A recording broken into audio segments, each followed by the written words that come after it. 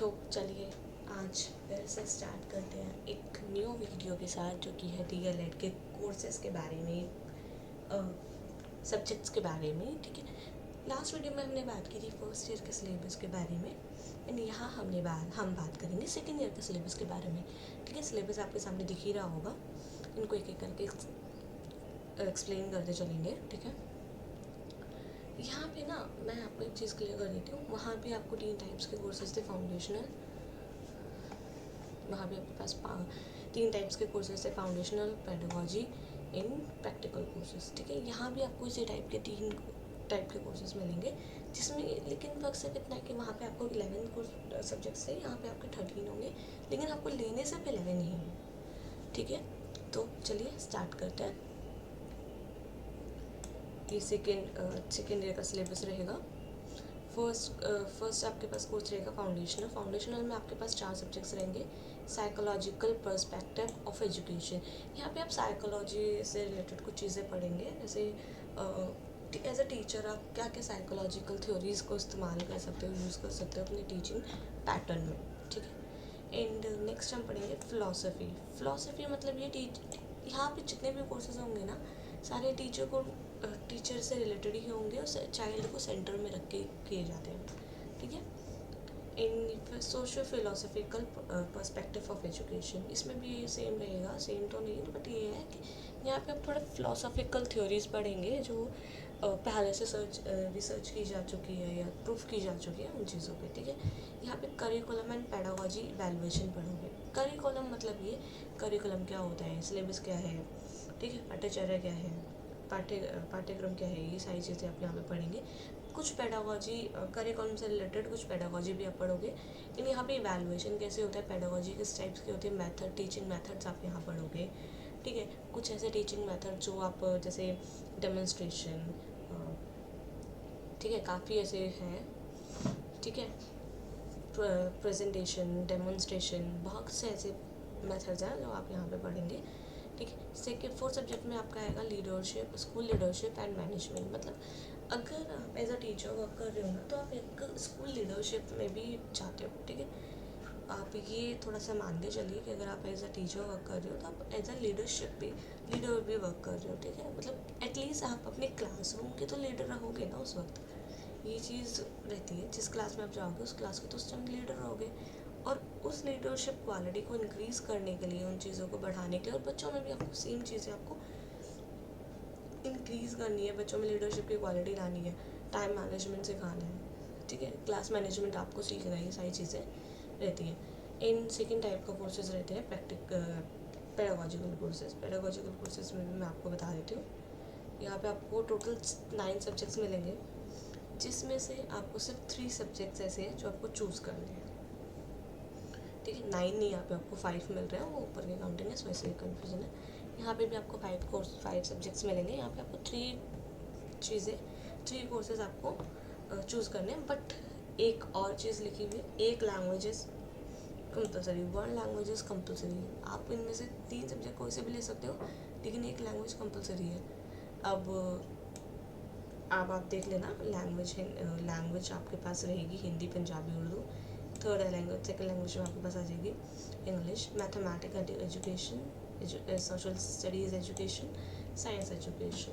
हमारे टाइम पे क्या होता था पता है, हमारे टाइम पे क्या था, ये सबका अलग अलग, कोई कॉलेज वाले कन्फ्यूज़न को क्रिएट ना करते हुए या मैनेजमेंट को देखते हुए वो क्या करते हैं, कोई भी 2 सब्जेक्ट्स में चॉइस दे देते हैं।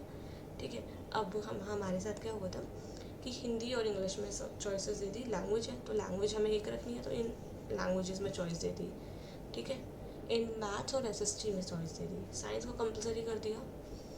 ठीक है, अब कोई कॉलेज वाले क्या करेंगे, भाई मैथ्स को कंपलसरी कर देंगे और साइंस और सोशल स्टडीज़ में वो दे देंगे, और इंग्लिश और लैंग्वेज में, हिंदी और लैंग्वेज में, ठीक है, दोनों लैंग्वेजेस में दे देंगे। वो सबका अलग अलग कॉल है कि वो किस तरीके से करते हैं। ठीक है, और नेक्स्ट आपके पास आता है प्रैक्टिकल कोर्सेज। इसमें भी आपके पास 4 सब्जेक्ट्स रहते हैं।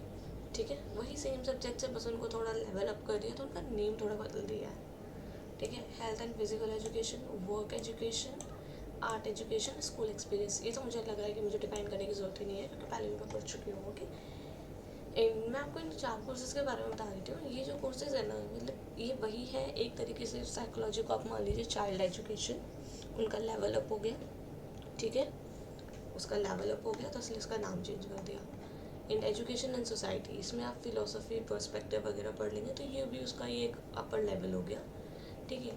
अब नेक्स्ट क्वेश्चन कौन सा था आपके पास, एजुकेशनल टेक्नोलॉजी।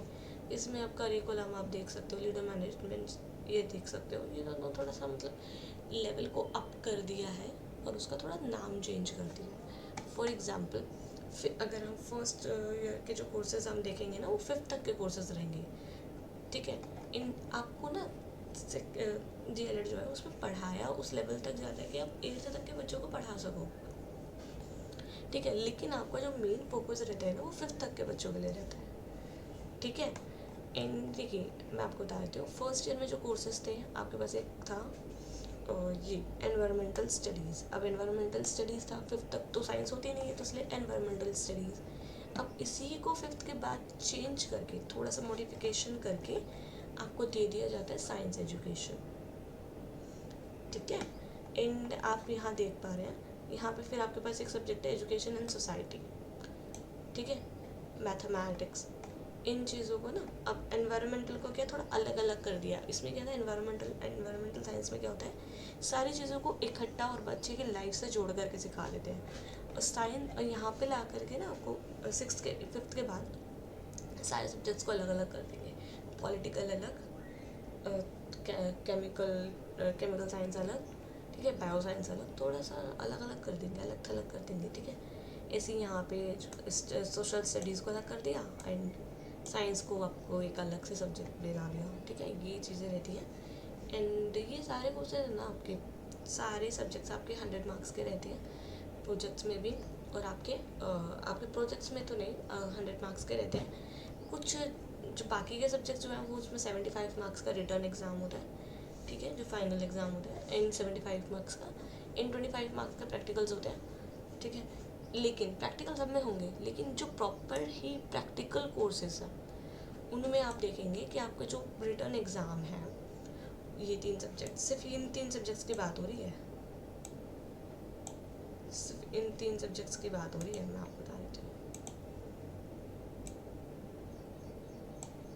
सिर्फ इन 3 सब्जेक्ट्स की बात हो रही है। Art education, art and work education, health and physical education, same first year में भी और सेम सेकेंड ईयर में भी, दोनों में।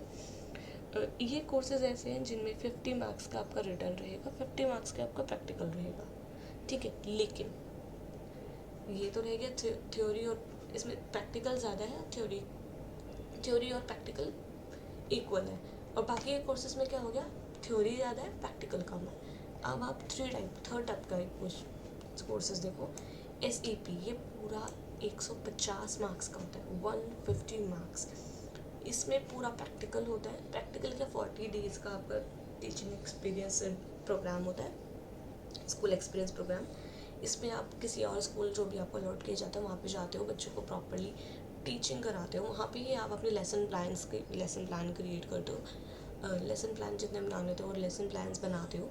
लेसन प्लान बनाने के बाद, ठीक है, वो स्कूल वाले आपको मार्क्स देते हैं, आपको आपके परफॉर्मेंस के अकॉर्डिंग आपको एक तरीके से ग्रेड देते हैं, उसके अकॉर्डिंग आपको 150 मार्क्स का आपका रहता है ये, ठीक है, ये 150 मार्क्स का रहता है,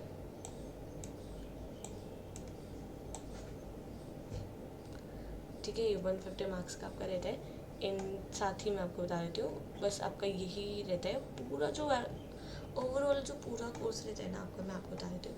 फर्स्ट ईयर के जो मार्क्स होंगे 1150, 1050, ठीक है, एंड इसमें भी 1050, 1150।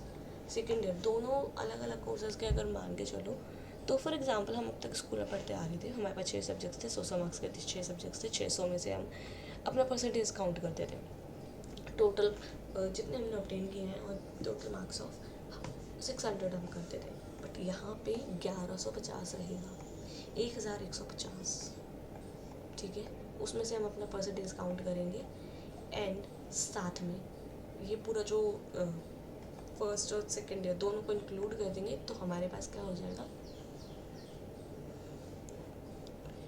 2300, टोटल 2300 आपका रह जाएगा, हो जाएगा।